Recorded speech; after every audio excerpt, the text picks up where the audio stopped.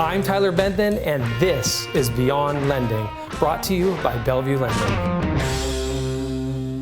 Welcome to another episode of Beyond Lending, and I am here with Tristan, and we are here at a Seattle middle housing play. Tristan here has been doing middle housing in Seattle for, a half a decade now plus, and he'll share more about that. Let's get right into it. Yep. Tristan, let's talk about this property. Tyler, thanks for having me first. It's a pleasure to be here. Before we get into it, let's talk a little bit about how we actually acquired this property, right? And the way we actually got that, Tyler sent me this deal. He has an amazing network of wholesalers that he connects with.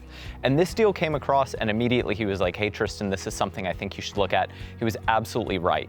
What we're looking at here is a pretty spanning lot, right? We're going street to alley. We've got fantastic back access. We've got over 6,700 square feet on the lot size. And with the new zoning, this is gonna allow us to just take these builds all the way up to the next level. Lots of people would look at this, think, hey, I can put a dadu in the back, give it good access, and just kind of move on. But in reality, there is significantly more potential here that needs to be unlocked with the new zoning. So Tristan, obviously you're well aware of this Housing Bill 1110 that was passed a couple of years ago to really help out in this crisis of not enough housing. How did that enactment that's now changed the code in Seattle, how has this impacted this opportunity? Yeah, so previously this is a unit where we could have looked at this as an opportunity to build a single DADU in the back and potentially one attached ADU onto the front home. We also could have scraped that front unit, built a new SFR connected to the ADU, but either way we would have gotten kind of blocked by the fact that that ADU had to be connected, right? Not only that, but we would have been limited by that 1,000 square foot ADU code regulation that blocks off and caps that 1,000 square foot limit. With the new code change, we can now pull that ADU and detach it off the back home. We can designate it an SFR or under cottage code and essentially up that square footage even more. So it's creating a more usable product. What you're finding right now in Seattle, and anybody who's in the development space realizes this, there's so much product of these 1,000 square foot, tall, skinny ADUs, ARES DADUs, and really it feels like there's a growing demand in the marketplace for a more quality, more livable product. And I think the biggest thing that House Bill 1110 does is it allows the developers to be a little bit more unique, a little bit more creative in their outlooks, and just create a better and kind of more long-term product for the end buyer, right? For example, on these two units, we're gonna be going 1,300 square feet with a garage. And it may not seem like a ton, but that extra 300 square feet on a 3-bed, 2.5 bath unit is really enough to take it from a product that might last somebody 1 to 5 years when they're young in their career and pivot into a product that's worthwhile for them to live in 5, 10, 15 years, start a family, live in the area for a long time, and just provide a lot more stability to the people who end up buying these homes. So tell me where they're actually going to be positioned and laid out. One of the things that I absolutely love about this lot is the fact that we have the opportunity for pass-through access. So when we start looking at this front home here, we can see to the right of the house that there's space for a driveway to go through. Usually I'm looking for at least 10 feet. We have about 14 feet on this one, which is incredible. We're gonna be able to do a full paver driveway running from Evanston all the way straight through to this back alley. And that's gonna allow both of these units to have entry from both sides, which is gonna really improve their value. In this inside portion here, we're gonna have both garages mirrored towards the inside.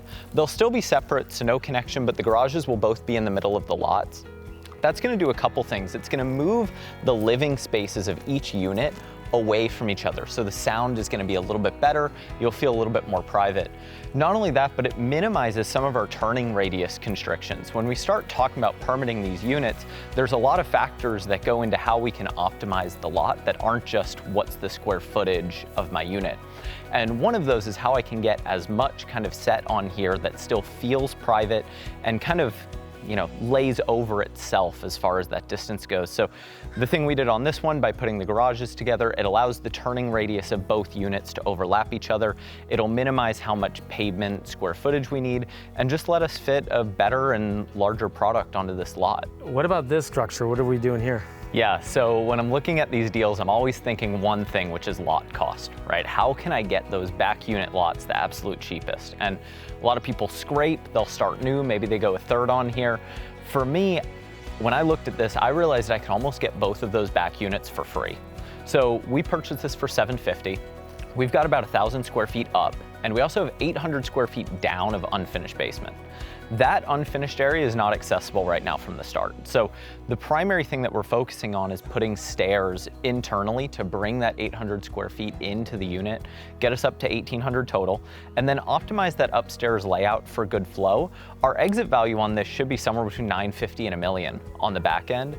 And because of that, we're essentially looking at $0 lot costs for both of the back units.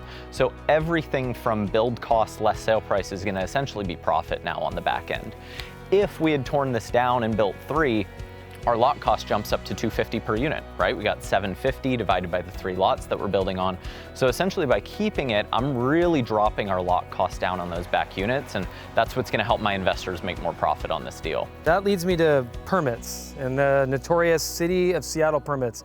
You've been working with them for how long, and how many permits roughly have you gotten over the years? So I've been working City of Seattle for about half a decade now, and I have over 15 now successful exits on these type of infill projects.